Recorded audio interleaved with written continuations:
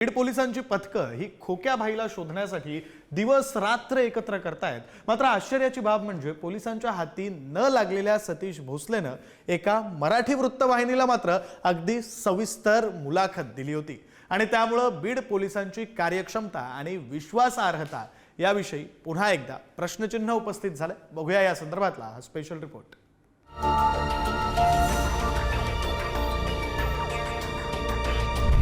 बीडचे पोलीस खोक्यावर मेहरबान झालेत का असा सवाल उपस्थित होतोय। सतीश भोसलेवर गुन्हा दाखल होऊन 5 दिवस लोटले पण तो सापडत नाहीये।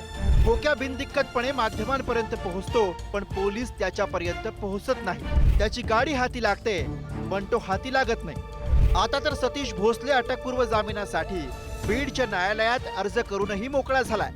दरम्यान खोक्या प्रकरणी आमदार सुरेश धसांना सहआरोपी करावं अशी मागणी धनंजय मुंडेंचे बंधू अजय मुंडेंनी केली आहे। सुरेश धसांबद्दल बोलताय तर जे कोणी बोलतेत आज सुरेश धस किती धुतल्या तांदळाचे आहे ते दिसतंयच आपल्याला, कारण त्यांचा खोक्या आज बाहेर पडलेला आहे आणि या खोक्याचा आका कोण आहे। कारण ते स्वतःच म्हणतात की हा तो एक साधा कार्यकर्ता आहे आणि असा साधा कार्यकर्ता जर 200 मोरं हरणं कापून खातो मग याच्या मागं हा सुरेश धस नसतील एक हे कुठं सांगता येईल।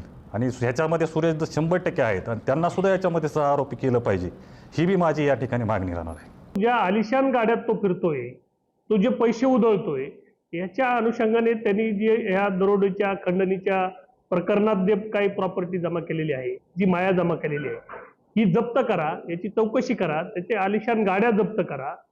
काही भूमाफियांकडून जमिनी ताबा मिळवण्यासाठी जे काही पैसे जमा केलेले आहेत, अशी सगळे हे काळी माया जमा केलेली ही याला सर्वस्व जबाबदारी आमच्या आष्टीच्या आमदार सुरेश धस यांची आहे। तो यांचा तो बिलेटेड असल्यामुळं तिथूनच हे सगळं चाललेलं आहे। त्यांची सुद्धा याच्यात इन्क्वायरी करा।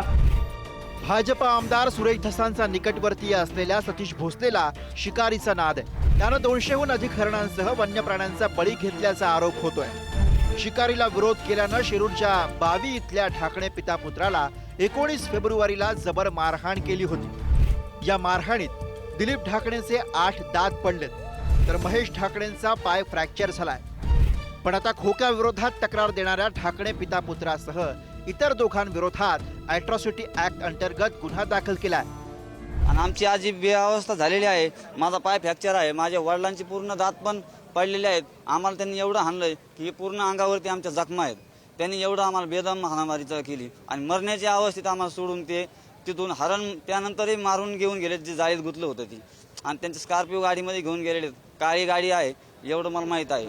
सतीश भोसलेला 4 नंबरचा आरोप केला, याचा अर्थ काय आहे की बाकी जे आरोपी 1 ते 4 जे 3 आहेत ते घटनास्थळावर असतील, त्यांचा काही वाद झाला असेल आणि त्यानंतर मग सतीश भोसले यांना मदत करीन म्हणून सतीश भोसलेचं मी नाव आरोपामध्ये घेतलेलं आहे। हा जो FIR दाखल केला आहे याला 16 दिवसाचा विलंब आहे, हे लक्षात घ्या। डिस्चार्ज झाल्यानंतर दवाखान्यातून सुद्धा 6 दिवसाचा विलंब आहे प्रकरण दाखल करायला। मग एवढा सिरियस ऑफेन्स आहे असं जर त्यांचं म्हणणं असेल फिर्यादी पार्टीचं, तर मग सेम डे दिवशी FIR दाखल का नाही हा प्रश्न आहे। डिले 16 दिवसाचा आहे किंवा डिस्चार्ज झाल्यानंतर 6 दिवसाचा डिले FIR लॉजिंगला, याचा दुसरा अर्थ असा होतो की नंतर जो FIR दाखल झाला हा राजकीय दबावापोटी दाखल झाला आहे।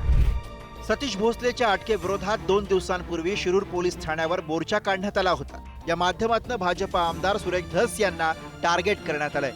दरम्यान खोक्या प्रकरणी बीडच्या शिष्टमंडळानं उपमुख्यमंत्री अजित पवारांची भेट घेत त्याच्या गुन्ह्याची कुंडलीच मांडली आहे। त्यामुळे या सतीश भोसलेवर कारवाई करण्याचं आश्वासन अजितदादांनी दिलंय। गेले 2 महिने आका आका आका बोलत होते, तेच आष्टीचे कसे आका आहेत आणि त्यांनी किती असे खोक्याबाई आपल्या आजूबाजूला ठेवलेत हे दिसून येतं। आर्म्स ॲक्टमध्ये गुन्हा आहे, अनेक ठिकाणी शांतता भंग केल्याचे त्यांच्यावर आरोप आहेत। बीड जिल्हा कसा गुंडागर्दीचा जिल्हा होतो हे सांगितलं होतं।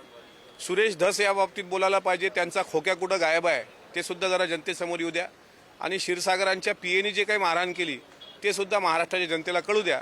अजितदादा त्या जिल्ह्याचे पालकमंत्री आहेत म्हणून नक्कीच त्याची दखल घेतील आणि बीड जिल्ह्यामध्ये गुंडागर्दीला खतपाणी कोल घालतंय हेही या माध्यमातून दिसून येईल। मारहाणीच्या 2 घटनांप्रकरणी सतीश भोसलेवर 5 आणि 6 फेब्रुवारीला 2 गुन्हे दाखल झालेत। त्यानंतर जाग आलेल्या वनविभागानं 9 फेब्रुवारीला खोक्याच्या घरावर धाड टाकत शिकारीच्या साहित्यासह वाळलेलं मांस जप्त केलं. त्यामुळे या गुन्ह्यामधील आरोपी असलेला सतीश भोसले पोलिसांना सापडत नसल्यानं आश्चर्य व्यक्त होत आहे. परिणामी बीड पोलिसांच्या कारभाराबाबत प्रश्नचिन्ह उपस्थित होत आहे. उदय नागरगोजे, पुढारी न्यूज, बीड.